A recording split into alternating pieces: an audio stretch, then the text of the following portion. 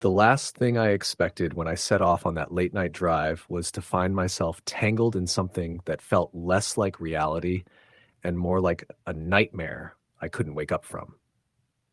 I still can't explain everything that happened, but if you're the kind of person who's ever driven alone on empty roads after dark, maybe you'll understand the kind of fear that settled in my chest that night. The kind that makes your skin crawl and your mind scream to just keep moving, no matter what. I was coming back from a weekend in Tennessee, having spent some time with family in Nashville. The plan was to drive straight through the night so I could make it home to my apartment in Birmingham by dawn. The highway was mostly empty, just the quiet hum of my tires on asphalt and the low drone of the engine filling the car's cabin.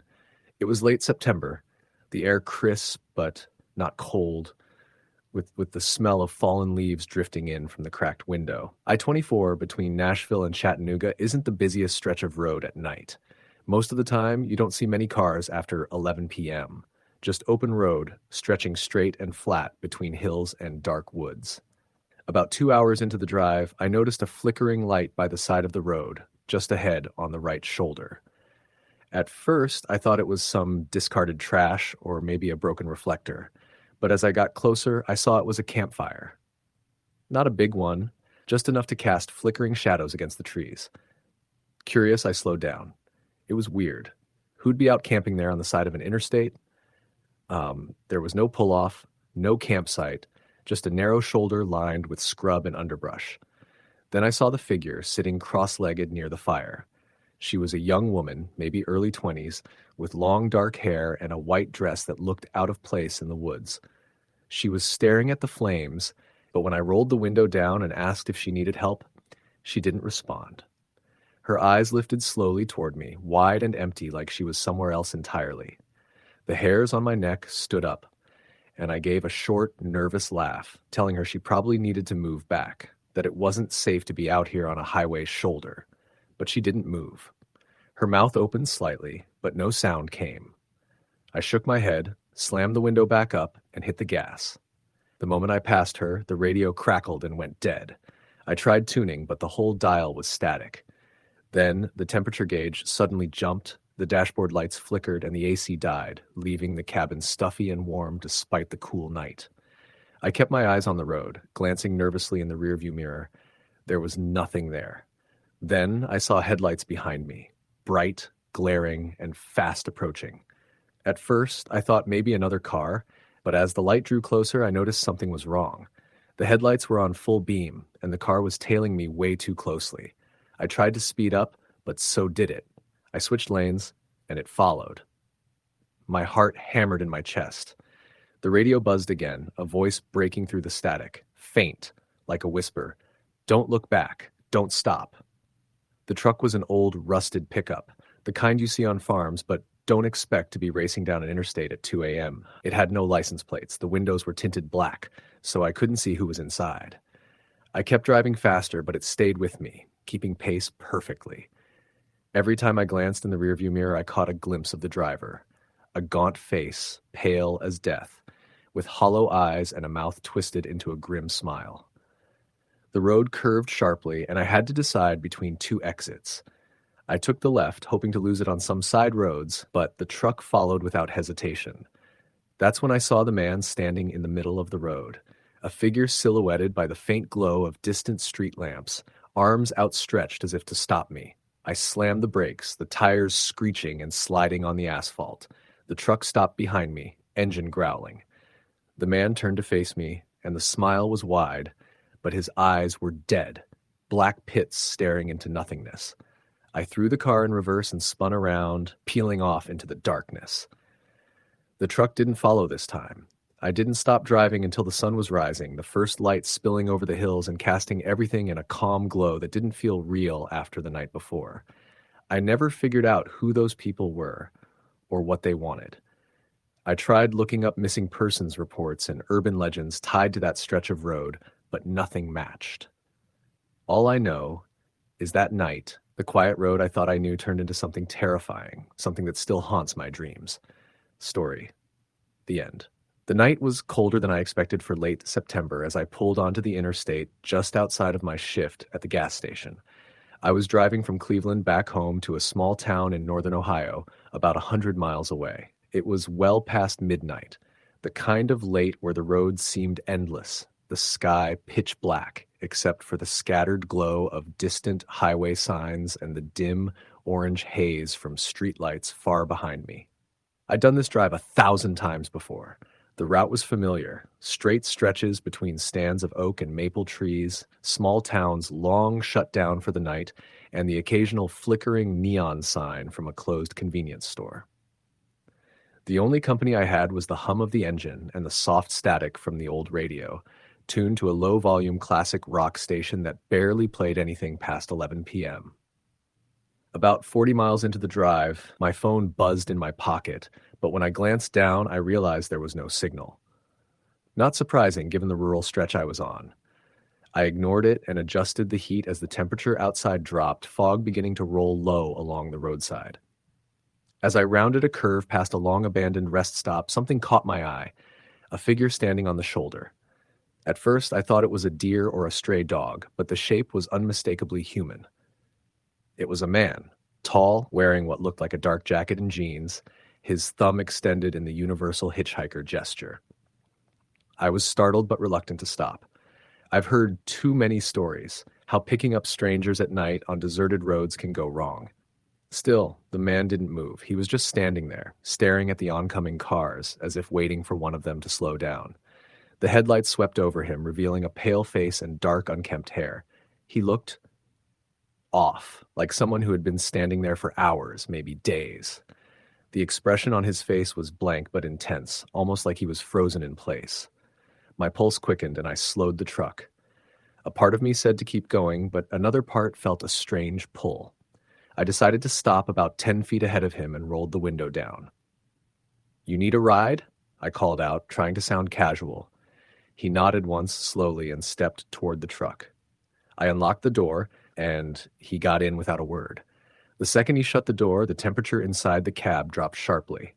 I shivered and glanced over at him. His eyes were unnervingly dark, almost black, but they held a glimmer that caught the faint glow from the dashboard. "Where are you headed?" I asked. He didn't answer, just stared straight ahead. I thought about turning on the radio louder, but it cut out into static as soon as I flipped the switch.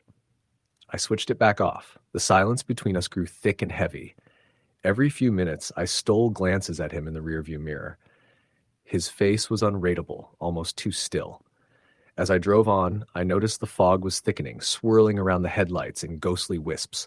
The road narrowed and twisted more sharply, lined on both sides by towering trees whose branches nearly met overhead, blotting out what little moonlight there was. "Hey," I said finally, trying to break the silence. "You all right back there?" He slowly turned his head toward me. "Almost home," he said in a voice barely above a whisper. I blinked. His voice didn't match his face. It sounded distant, hollow, like someone reciting words from memory. "Okay," I replied. "Where's that?" "Just up ahead," he said, pointing toward a side road I hadn't noticed before. The side road was narrow and covered in cracked asphalt, bordered by thick underbrush. I hesitated but took the turn. The man stayed silent, politely watching the shadows. As we drove deeper into the woods, the trees seemed to close in tighter, and the fog grew denser. My headlights barely cut through it. The radio remained dead. Suddenly, my headlights caught a small, weathered sign by the road. Whisper Creek Cemetery. I glanced over at him. His face was pale, almost translucent in the fog light. "Is this where you want to get off?" I asked. He nodded. I slowed and pulled over near the cemetery gate. The man opened the door and stepped out. "Thanks," he said quietly. Before I could reply, he disappeared into the fog and trees. I sat there for a long moment, heart hammering, staring at the cemetery gate that creaked softly in the breeze. Then I looked down at my phone again. Still no signal. I tried the engine. The truck rumbled at first, but then it sputtered and died. I tried again. Nothing. Panic started to crawl up my spine. I grabbed my flashlight and stepped out of the truck. The fog was thick, and the trees loomed around me like silent watchers. I shined the beam toward the man's last spot, but there was nothing there. No footprints, no sign he'd ever been there. Then I heard it, the faint sound of voices carried on the wind, whispering, soft and unintelligible. I turned toward the cemetery, the iron gate slowly swinging open on its own. I stepped inside. The gravestones were old, some toppled, others cracked and covered with moss. The whispers grew louder, filling the air like a chill. Suddenly, the beam of my flashlight landed on a fresh grave, barely dug. The soil was loose, the mound soft. I felt a cold hand grip my shoulder. I spun around. No one was there. The whispers stopped. The silence returned. I ran back to the truck. The engine roared to life as I jumped inside. I slammed the door and sped away, the headlights cutting a path through the fog. When I glanced in the rearview mirror, I thought I saw a pale figure standing at the cemetery gate, watching me go. I've never driven that road at night since. Story, the end. It was just past midnight when Mark shifted his car into drive, leaving the bright city lights of Albuquerque behind. The highway stretched before him, a long ribbon of asphalt cutting through the desert night. His phone was plugged into the charger, GPS set for the small town of Ruidoso, where he planned to visit an old friend. The road was quiet, almost empty, and the only sounds were the steady hum of the engine and the occasional gust of wind rattling the dry brush alongside the highway. Mark had taken this route dozens of times before, but tonight, something felt different. The air inside the car was dry and cool, but the shadows outside seemed heavier, almost alive. He tried to shake off the uneasy feeling as he pressed the accelerator, the yellow lines blurring under the headlights. About 45 minutes into the drive, just after passing a lone rest stop that was closed for the night, Mark noticed a figure standing at the side of the road. The man was tall and thin, wearing a dark jacket, his face barely visible under a baseball cap. His thumb was out, hitchhiking. Mark frowned. It was rare to see anyone on these roads after dark. His mind wrestled with what to do. Stories about picking up strangers on deserted roads flashed through his head, warnings from friends and news stories about disappearances. But the man looked harmless enough, maybe just a traveler needing a lift. Mark slowed down and pulled over. The man climbed in without a word, and the car filled with the faint smell of tobacco and something else, an earthy scent that Mark couldn't place. "Where are you headed?" Mark asked, trying to keep the conversation casual. "Just down the next stretch." "I'll get off there," the man replied, voice low and gravelly. Mark nodded and merged back onto the highway. The radio crackled with static, then faded to silence. Mark reached for the dial, but the radio was dead. He tapped the dashboard, and suddenly the car shuddered slightly, as if warning him. The man's eyes caught the dim glow of the dashboard lights. They were an icy blue, piercing and unblinking. "You shouldn't be driving this road alone at night," the man said quietly. "Things happen here. Things you don't want to see." Mark swallowed, forcing a laugh. "I'm just passing through. Been driving this road for years." The man's smile was tight. "That's what they all say."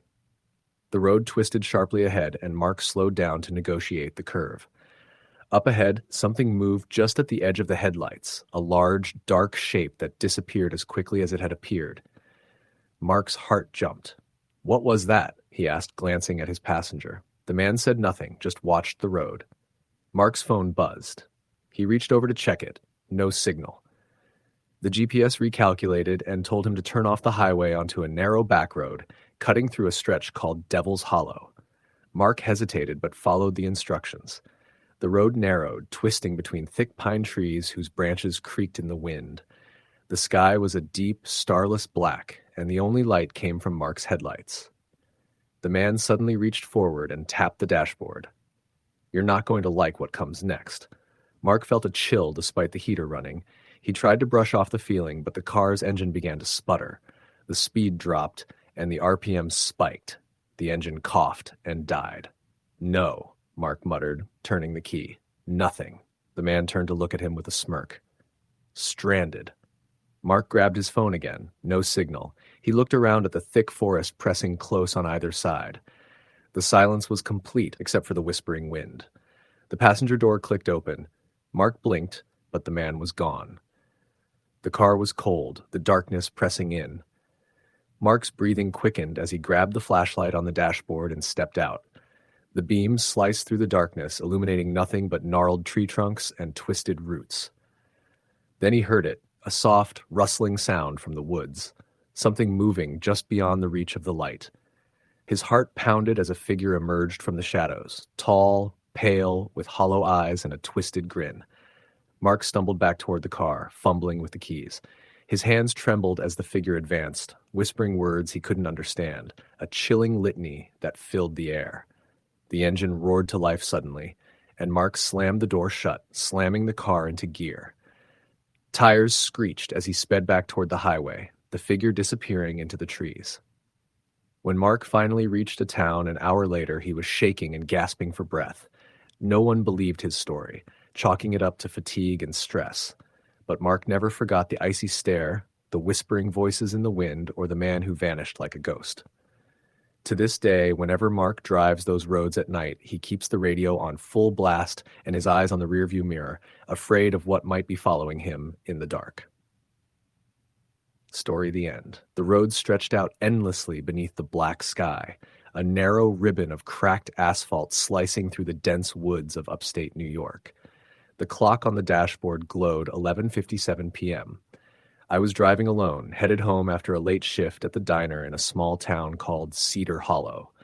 The highway was mostly empty, except for the occasional distant pair of headlights blinking past like fireflies.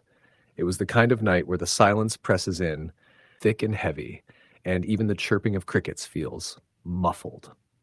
My old car's headlights sliced through the darkness, illuminating patches of the forest lining the roadside. Trees loomed like silent sentinels, their skeletal branches creaking softly in the cold autumn breeze. The radio was set low, a faint stream of static and soft classic rock songs keeping me company on the long drive. About 20 minutes into the drive, I passed a small gas station that looked long closed, its windows boarded and the pumps rusted over. The only light came from a flickering street lamp across the road, casting weak pools of yellow on the cracked pavement. Something about the place made me uneasy, but I kept driving, eager to get home.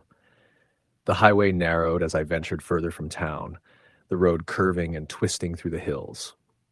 I could feel the weight of the night pressing in from all sides, the kind of oppressive quiet that makes every little noise seem amplified. The only sound besides my car was the faint rustling of leaves and the distant hoot of an owl. Suddenly, the radio sputtered and went dead, static filling the speakers before falling silent altogether. I reached over, fiddling with the dial, but no stations came through. The dashboard lights dimmed, then blinked off. My heart skipped a beat. The engine sputtered briefly, but I kept it steady and the car kept moving. Still, the sudden loss of power sent a wave of panic through me. I glanced in the rearview mirror. For a moment, I thought I saw headlights behind me, far away, then closer, as if someone was following. But then the lights vanished. I blinked hard, telling myself I was just imagining it. I took a deep breath and pressed on. The road curved sharply ahead, and out of the corner of my eye I saw a figure standing on the roadside, a man in dark clothing, his face obscured in shadow. At first I thought he was hitchhiking, but as I got closer, his posture seemed odd. Too still, almost like a statue. I slowed down, heart pounding. The man didn't move or wave. He just stood there, staring at me. The beam of my headlights lit up his pale face briefly, a face too gaunt with sunken eyes that seemed to bore into me. I swallowed hard and accelerated, my grip tightening on the steering wheel. Ahead, the road split, a fork I hadn't expected. My GPS was useless. There was no signal. I had to choose. Left took me deeper into the forest on a narrower road, the pavement crumbling. Right led back toward the highway, but also into dense woods. I chose right, hoping to find a better route home. As I drove, the trees seemed to press closer, their shadows lengthening. The car's headlights flickered again, and the engine coughed. The temperature gauge climbed rapidly. I pulled over, heart racing. Under the weak glow of the car's interior light, I grabbed my phone. No signal. I was alone, with no way to call for help. A sudden noise, a twig snapping, made me jump.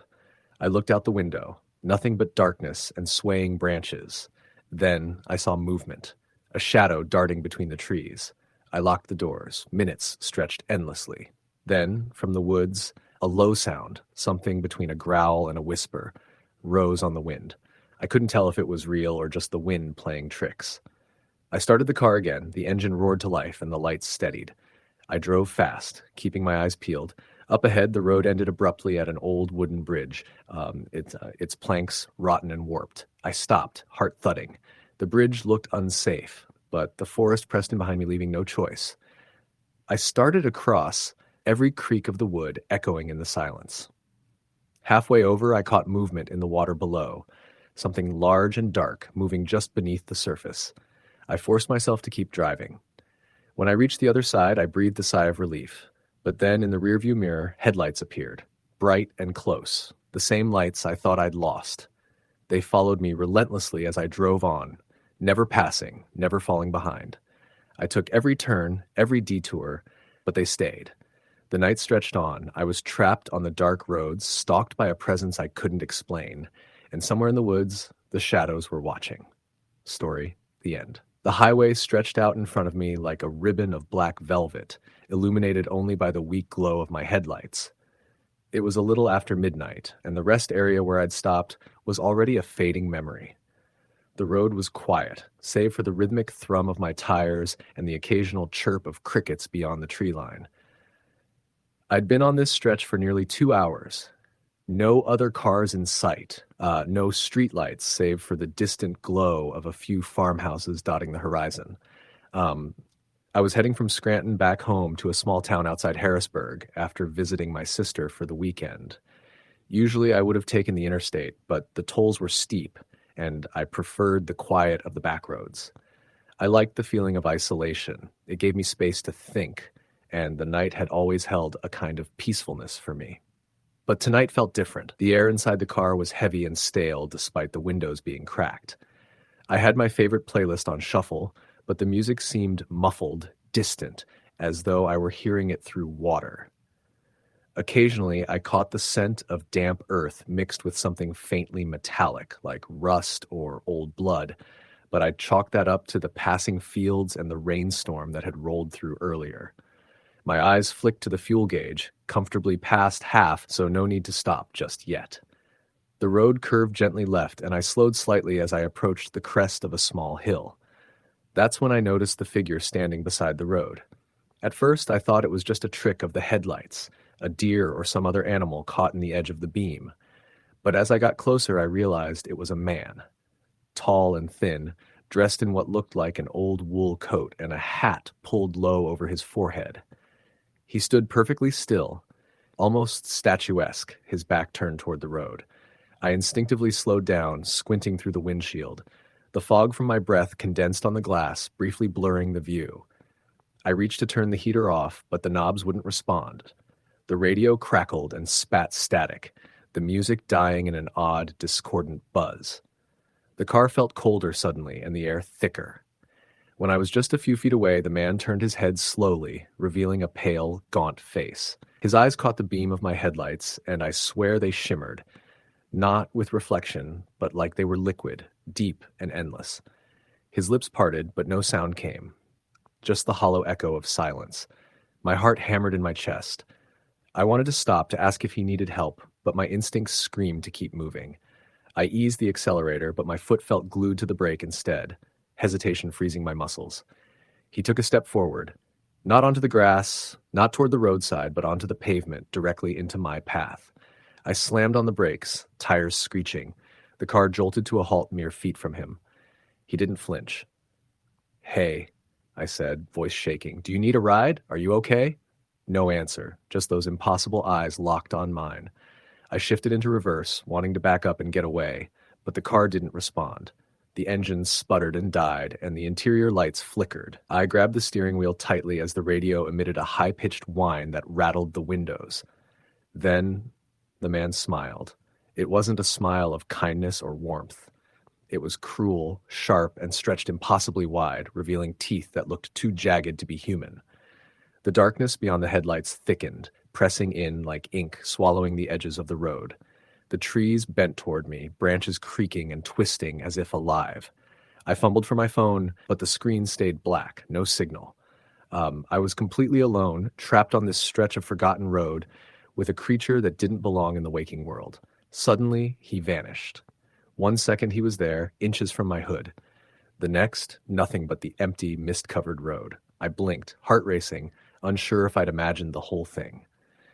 Then the engine roared back to life. I didn't hesitate. I slammed the car into drive and peeled away, tires spinning on wet asphalt. Behind me, I swore I could hear laughter. Low, guttural, and impossibly close. The rest of the drive was a nightmare. Every shadow, every flicker of movement at the edge of my vision was him, or something like him. My headlights caught faces in the trees, twisted, pale, and grinning. The radio buzzed erratically, sometimes carrying whispers, other times screams. Once I glanced in the rearview mirror and saw dozens of pale figures running alongside my car, their limbs bending at unnatural angles, their eyes hollow and gleaming. I floored the accelerator, my hands white-knuckled on the wheel. The road twisted and turned, the blackness closing in like a noose. When I finally reached a gas station with flickering neon signs and a handful of weary customers inside, I pulled in like a man possessed. I sat inside my car for a long time, shaking, trying to convince myself it was all a hallucination. The exhaustion, the isolation, the rainstorm playing tricks on my mind. But as dawn crept in, I saw the scratches on my door, deep gouges as if long fingernails had clawed at the metal, and in the rearview mirror, a single pale face stared back at me. Story the end. The sky was an endless stretch of black velvet, dotted sparsely with distant stars that seemed swallowed by the vastness of the night. I was driving alone down the winding back roads of rural West Virginia, the kind of roads that cut through dense forests and sleepy hollows, where the world seemed paused in a time forgotten by most. My car's headlights carved a narrow path through the darkness, illuminating twisted tree trunks and the occasional deer frozen mid-step, eyes glowing like tiny lanterns. I'd left a friend's house late, way past midnight, after a quiet night of catching up and drinking a couple of beers. The drive home should have been peaceful. About 75 miles on the back roads from Beckley to my place near Princeton. The kind of drive I'd done hundreds of times. I had the radio on low, some old country tunes humming softly through the speakers, trying to keep my eyelids from drooping after a long week at the mine. It was a cold fall night. The chill crept through the car's cracked window, carrying the sharp scent of pine and damp earth. I was about 30 miles in when the car's engine suddenly sputtered. The RPMs dropped, the dashboard lights flickered, and the whole vehicle shuddered like it was gasping for air. My heart sank. I'd been meaning to get the car looked at, but the timing couldn't have been worse. The engine died completely, and the headlights dimmed until only a faint glow remained. I eased the car to the shoulder, surrounded by thick trees that swallowed all the moonlight. No cell signal. My phone sat dead despite multiple attempts to reconnect. I cursed myself for not checking before I left. Alone, in the dark, with no way to call for help.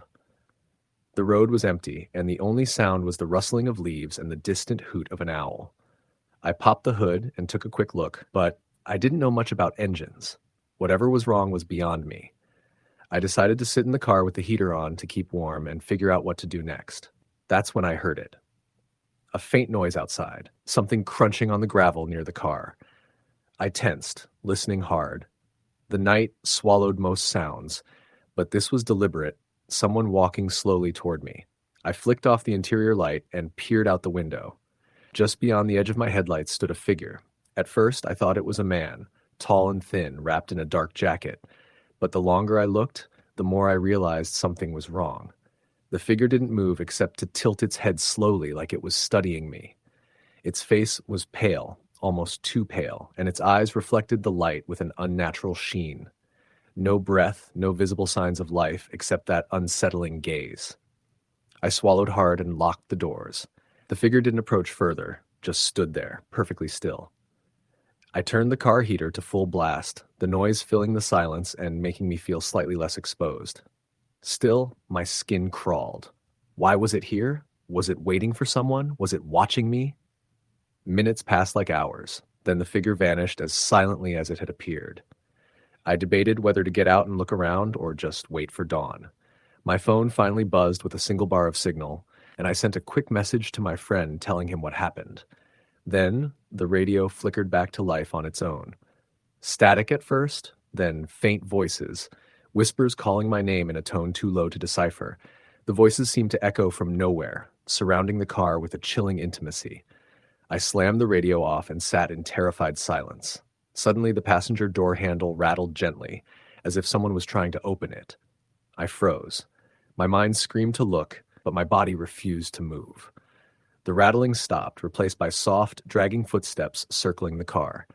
I grabbed the baseball bat I kept under the seat and held it tight, heart pounding. The footsteps receded and everything went quiet again. Then, out of the darkness, headlights appeared on the road, a pickup truck driving slowly toward me.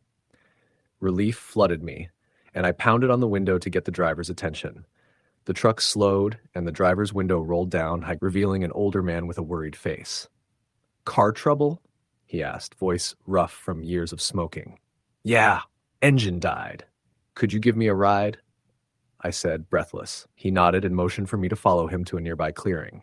As I got out, I glanced back toward the road where the pale figure had been. Nothing, just trees and darkness. The man told me his name was Earl, and he lived nearby. I explained the car issue, and he said he could help in the morning, but offered to take me home first. I felt stupid refusing, so I climbed into the passenger seat. The ride was quiet at first. Then Earl started telling me stories about strange happenings in those woods, missing hikers, eerie lights, unexplained sounds. I smiled weakly, chalking it up to old local legends. Suddenly, the truck veered sharply onto a side road I didn't recognize. The trees seemed thicker here, closing in so tight it felt like driving through a tunnel. The air turned colder, and the radio buzzed to life again, spitting static in that same whispery voice. I turned to Earl to ask what the hell was going on, but his eyes were glazed, his face slack and pale. "Earl?" I said, shaking his arm. No response. The truck slowed to a stop. The door creaked open by itself and a cold wind swept through the cab. I was about to get out when I felt a presence behind me. Slowly, I turned. There, standing in the shadows between the trees, were figures, dozens of them, pale faces, empty eyes, twisted limbs, silent watchers waiting in the dark. I tried the door handle again. It was locked tight. Panic rising, I started banging on the dashboard, shouting for Earl to wake up. One figure stepped closer to the truck. I could see its face clearly now, twisted, gaunt, with a faint, haunting smile. The whispers grew louder, merging into one voice that echoed inside my head. "Stay with us. Forever." I screamed, pounding the window until my knuckles bled. Suddenly, the door unlocked, and I flung it open, stumbling out onto the cold ground. The figures closed in, but as I ran blindly through the forest, branches clawing at my clothes, I noticed something impossible. The road behind me, clear and lit by moonlight. I sprinted toward it, lungs burning, heart hammering until I burst onto the highway. There was no truck, no Earl, no figures, just the empty road stretching ahead. I drove the rest of the night without stopping, the fear gnawing at my nerves. To this day, I don't know what happened out there in those woods. I don't know if I was dreaming, hallucinating, or if something real and terrible lurked just beyond the light. But I do know one thing. I never drive that road at night anymore. Story the end. The road stretched out endlessly ahead of me, a dark ribbon cutting through the quiet hills of rural Kentucky. It was just past midnight, and the only sounds were the steady hum of my tires against the asphalt and the occasional rustle of wind through the sparse trees lining the highway. The sky was thick with clouds, blotting out the moon and stars, leaving only the glow of my headlights to pierce the darkness. I'd left my friend's house hours ago, deciding to make the 7-hour drive back to Cincinnati all at once, rather than stopping for the night. I was tired, sure, but there was something comforting about the solitude of the night drive, the way the world seemed to shrink down to just the road, the car, and my thoughts. At least, that's what I told myself. As I rolled along, the long, straight stretches of highway started to feel unnerving. The trees pressed in from either side, like dark sentinels watching me as I passed. I tried to focus on the road, humming quietly to keep myself awake. My eyes kept flicking to the rearview mirror, expecting to see headlights or another car. But there was nothing. Not a single vehicle in sight for miles. I checked my phone. No signal. That wasn't unusual for this stretch of highway, but still, it made me feel isolated. After about an hour, I saw a figure standing on the side of the road. At first, I thought it was a hitchhiker, but as I got closer, something about him was wrong. He stood perfectly still, his arms hanging limply by his sides, facing away from the road. His silhouette was oddly tall and lanky, his coat long and ragged. I slowed instinctively, my hands tightening on the steering wheel. His head slowly turned toward me, and in the beam of my headlights I saw his face, or rather, the absence of one. No eyes, no mouth, just a smooth, pale surface where his features should have been. I slammed the gas, heart pounding, and sped past him. The road was empty again, but the sense of being watched lingered. Minutes later, headlights appeared in the rearview mirror. I felt relief and unease wash over me. The car kept pace behind me, neither gaining nor falling back, matching my every move. I tried speeding up, but the headlights stayed glued to me. Slowing down didn't shake them either.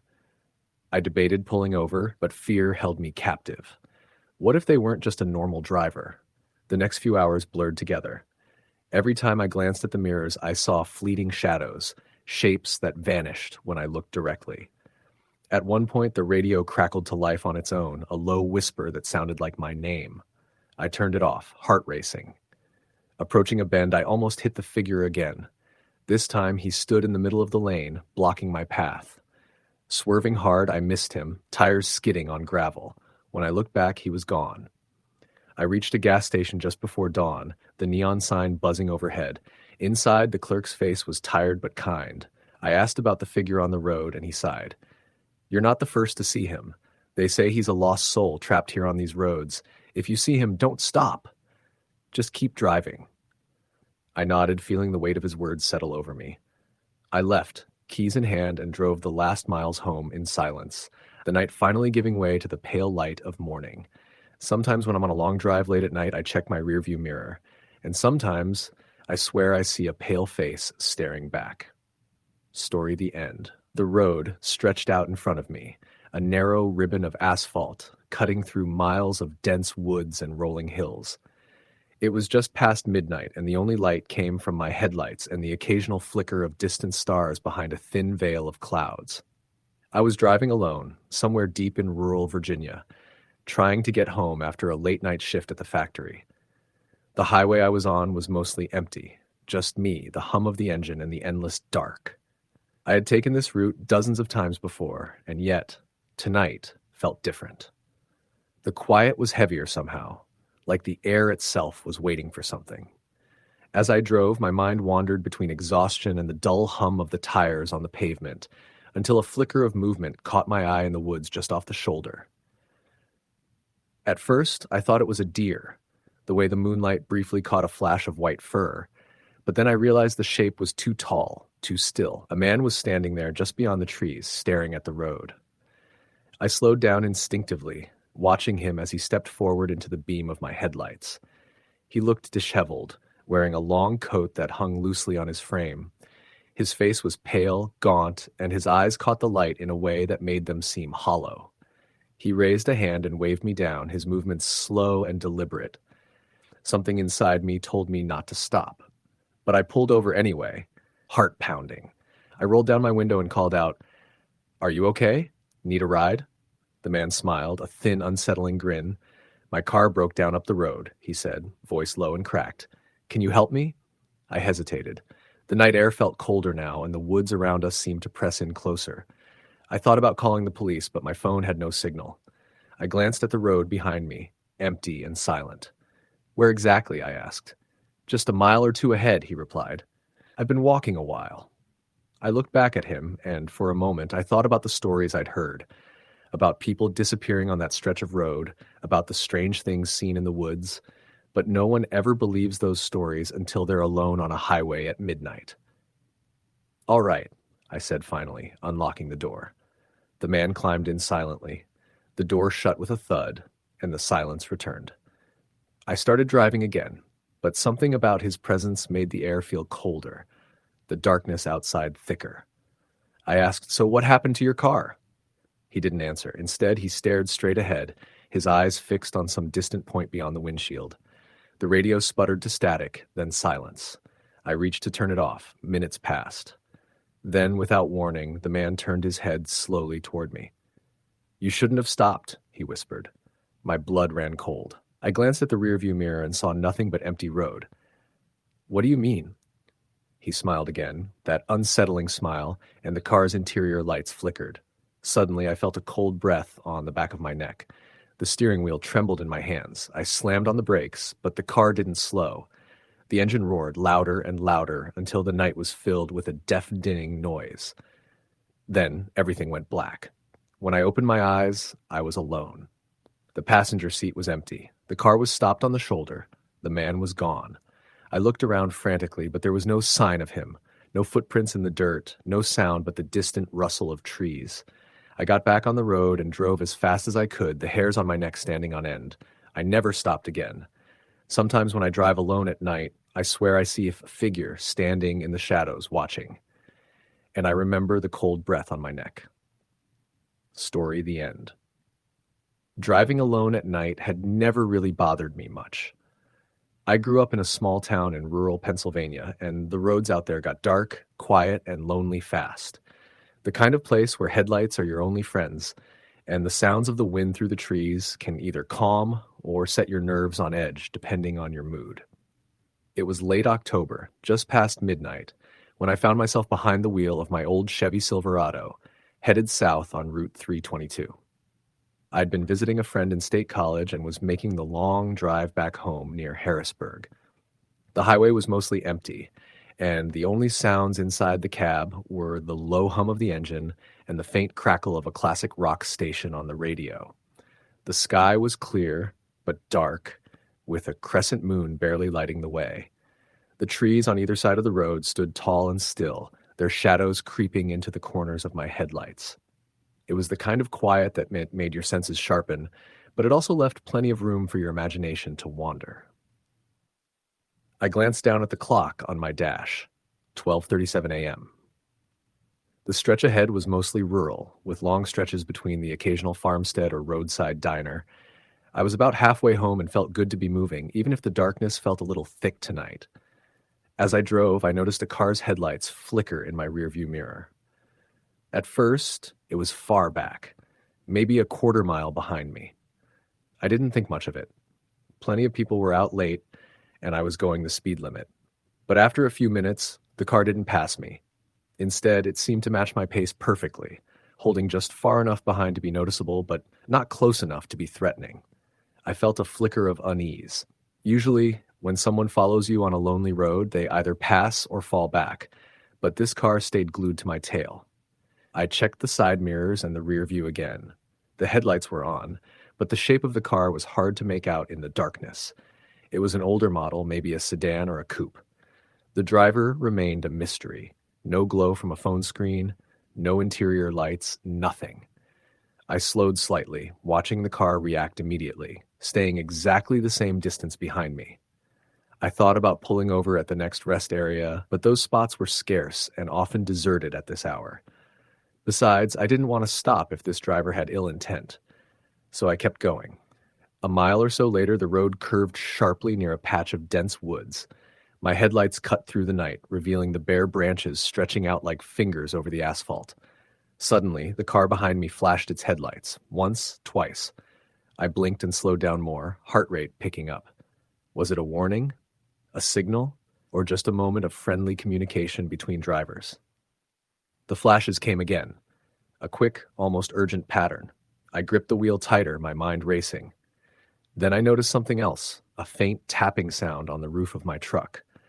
At first, I thought it was just the rain, but the sky was clear, no drops falling. It came again, a soft, rhythmic tap, tap, tap. I glanced in the rearview mirror again, searching for the source.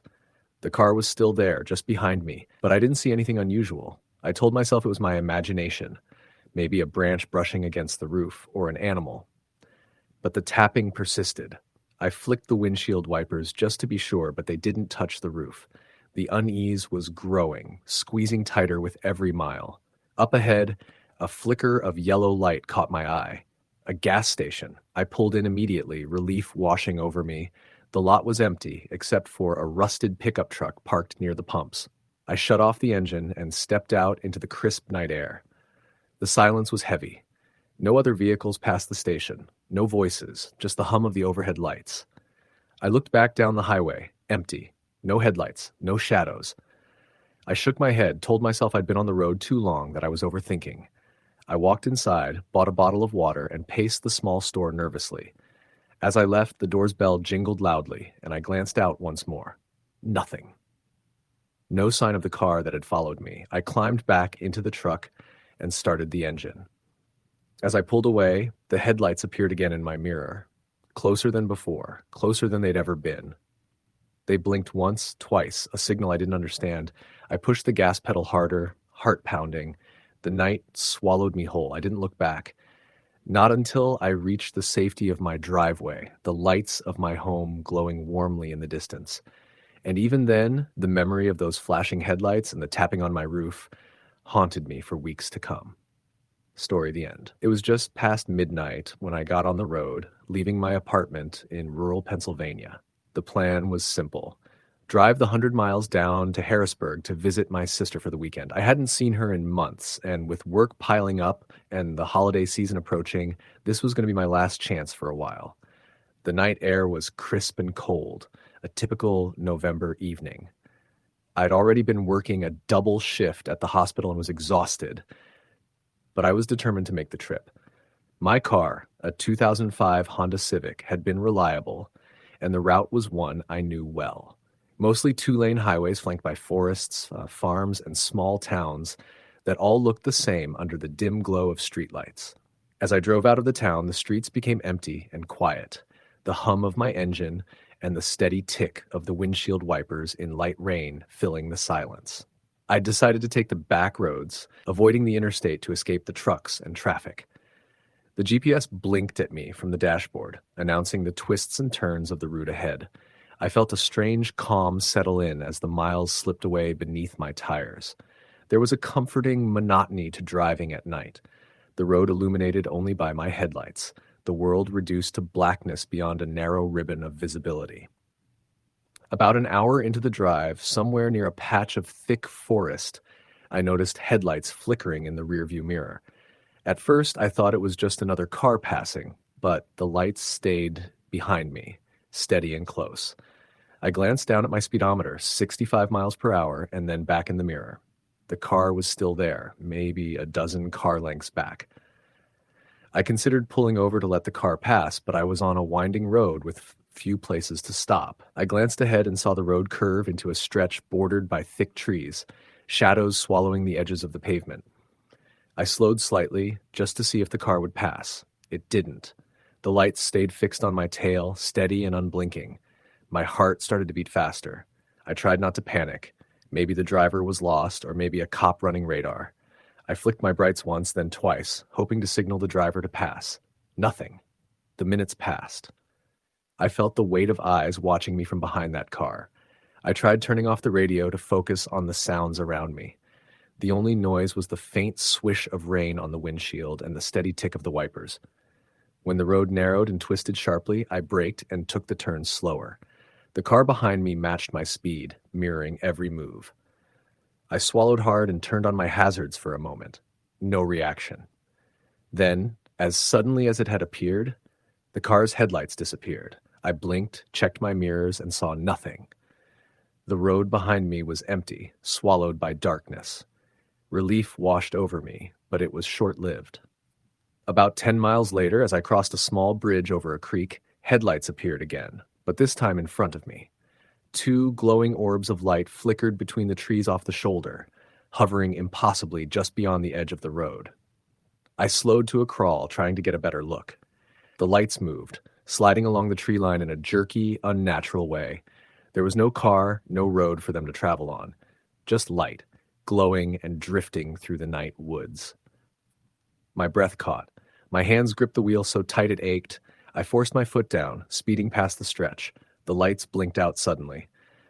I pulled over at the next gas station I could find, shaking and trembling. The place was small, the parking lot dimly lit, with a lone attendant watching TV behind the counter. I bought a soda, and he looked at me like he'd seen a ghost. "Long night, huh?" he said. I nodded. "Roads out here have their stories," he added. "People say sometimes the woods, they don't want you to pass through." I tried to smile, but didn't answer. Back on the road, I kept my eyes peeled, the hairs on my neck standing on end. The rest of the drive passed in a tense silence, broken only by the occasional flicker of lights in the trees or the sudden sound of something darting through the brush. When I finally reached my sister's house, dawn was breaking. I was too shaken to tell her what happened.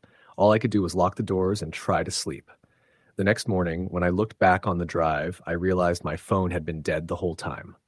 No calls, no texts, no GPS tracking, nothing to prove I was even on the road. And every time I think about driving those lonely back roads at night, I remember the glowing eyes in the trees, watching, waiting, and moving where no car could. Story the end. It was past midnight when I hit the highway, leaving my friend's house in rural Georgia. The road stretched out ahead, empty except for the dull glow of my headlights cutting through thick shadows. I had been visiting for the weekend and was now driving the 7-hour trip back to Atlanta alone, eager to get home and back to normal life.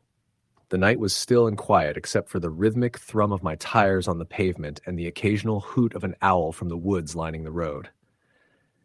The radio was playing a soft country station, a familiar soundtrack to long drives, but after a while, even the music faded into the background. Somewhere near mile marker 42, I noticed a flickering light on the side of the road. At first, I thought it was a camper's fire or a flashlight, but as I drew closer, I saw a young woman sitting just off the asphalt. Her white dress was dirty and torn, her hair matted and hanging over her face. She sat motionless by a small fire, the flames casting strange shadows over her pale skin. I slowed down and called out, asking if she needed help. She didn't respond. Her eyes lifted slowly, wide and glassy, meeting mine with an empty, frozen stare that sent a shiver down my spine. There was no warmth, no life in her gaze, just cold vacancy. My heart pounded, but I forced myself to keep moving. I didn't stop, didn't slow more than a glance, and soon the road swallowed her silhouette behind me. The radio crackled, then died, plunging me into static that filled the car's cabin with a white noise. The temperature dropped, and the warmth I'd felt moments before vanished. I shivered and reached out to turn the radio off, but it remained dead. Ahead, the road curved sharply, and my headlights caught movement in the distance.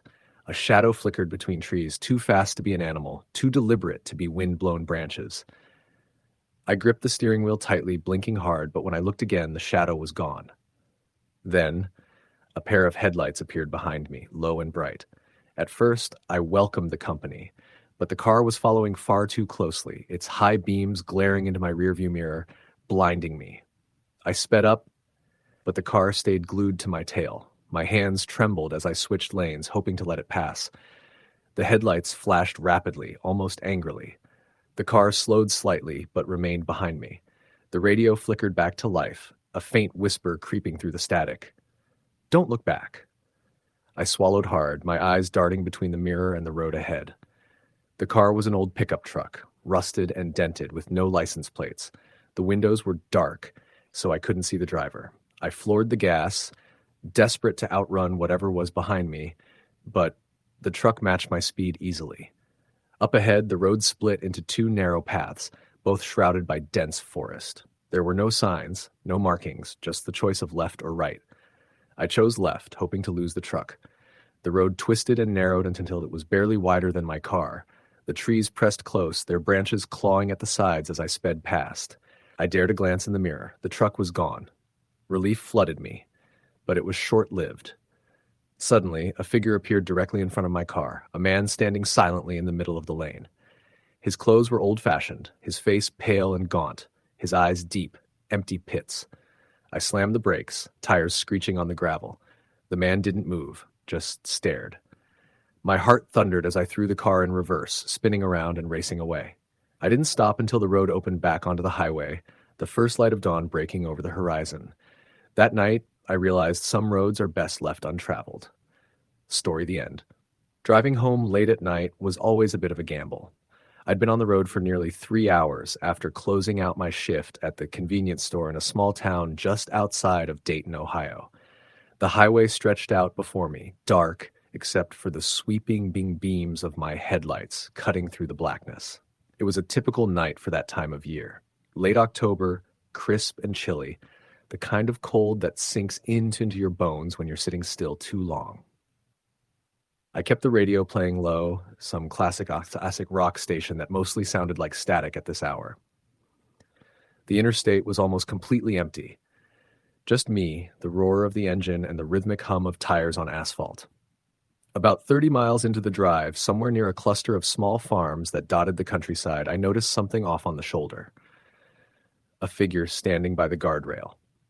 A man, tall, wearing a dark coat with his thumbs stuck out.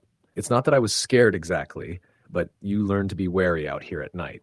I slowed down to a crawl, eyeing him carefully as I pulled alongside. He didn't wave me off, just stood still, staring straight ahead. His face was pale, but the shadows played tricks on me. I hit the brakes and pulled over a little further ahead, then rolled down my window. "Need a ride?" I asked. He nodded without speaking and slid into the passenger seat. The air shifted instantly. The cab felt colder, the atmosphere heavier, like a room you walk into and the temperature drops a few degrees. His presence was unsettling, but I shrugged it off and started driving again. "You okay?" I asked after a minute. No response. I glanced at him in the rearview mirror. His eyes were fixed somewhere beyond the windshield, distant and unblinking. His hands rested quietly in his lap, fingers curled slightly. We drove in silence for several miles. The road curved and twisted, the trees growing denser, branches reaching over the highway to blot out the sky. The fog was thickening, slinking in from the edges, swirling like ghostly tendrils. The radio fizzled and popped, then cut out completely. I switched it off. I cleared my throat. "Where are you headed?" He finally turned to look at me. His eyes seemed to glow faintly in the dark, like embers barely smoldering. "Just up ahead," he said softly. I wasn't sure where up ahead was, but I kept driving, following the road as it veered off onto a gravel path barely visible in the fog. The trees here were ancient and gnarled, the path narrowed, potholes catching the headlights like black mouths. "Are you sure this is the way?" I asked. He nodded, eyes never leaving the shadows. The road ended at a clearing, and I saw an old farmhouse. Paint peeling, windows boarded, a porch sagging. The place looked abandoned. He opened the door and stepped out. "Thanks," he said. I wanted to ask him what he was doing here, but before I could, he vanished into the mist, disappearing behind the house. The moment he was gone, the truck stalled. The engine coughed, then died. I tried to start it again. Nothing. I reached for my phone. No signal. The air felt thick, like it was pressing down. I looked around. The fog had swallowed everything except the dim outline of the house.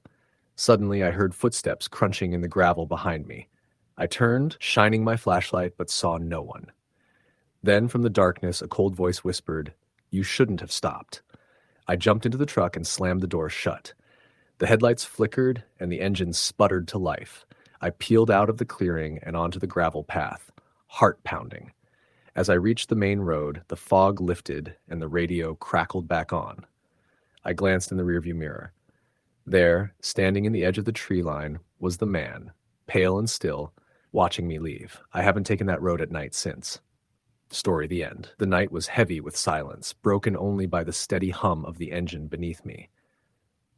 I'd left the bar just past midnight, the cold March air biting through my jacket as I settled behind the wheel of my '07 Chevy Silverado.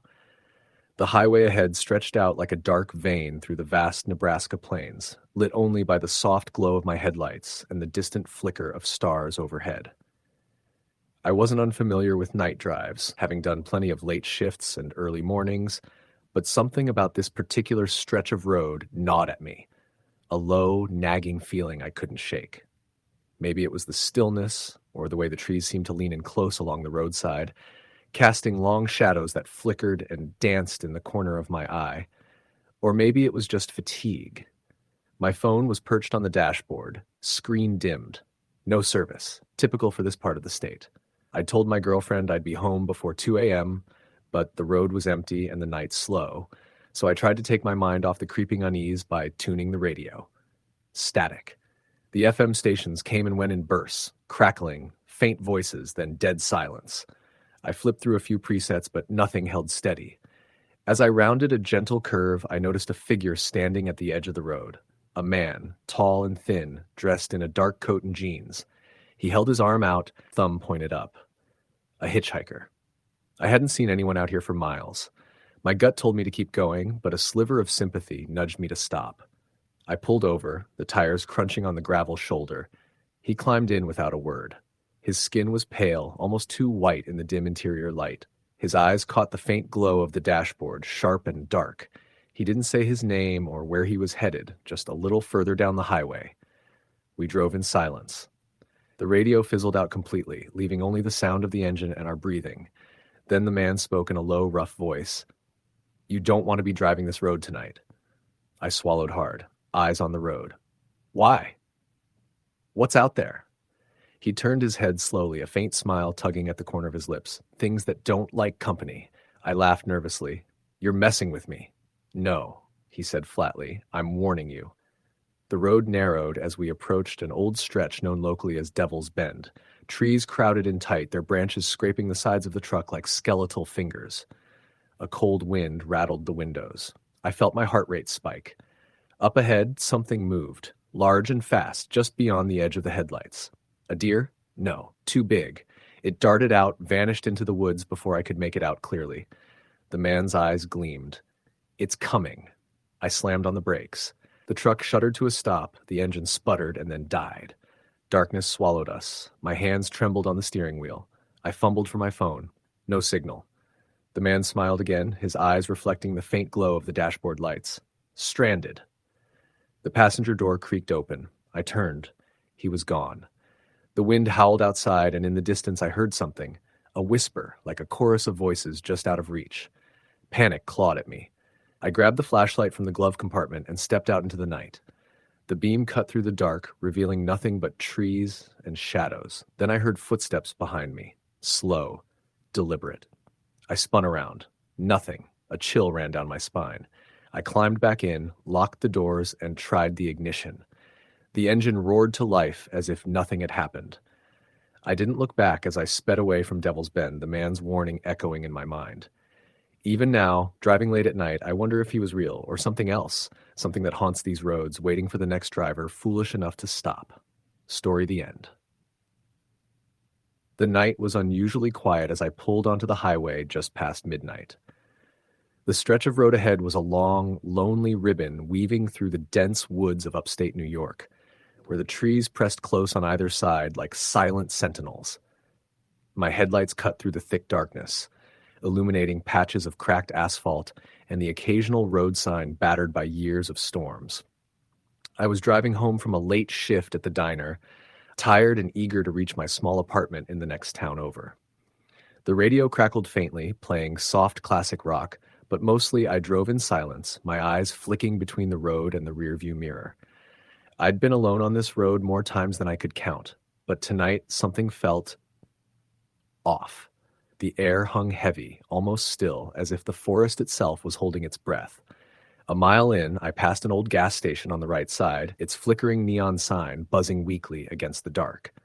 The place looked abandoned, boarded windows, rusted pumps, but I could swear I saw movement near the edge of the parking lot. A figure, dark and still, standing just beyond the dim glow of a dying street lamp. I slowed, gripping the steering wheel tighter, but as I approached, the figure vanished like smoke.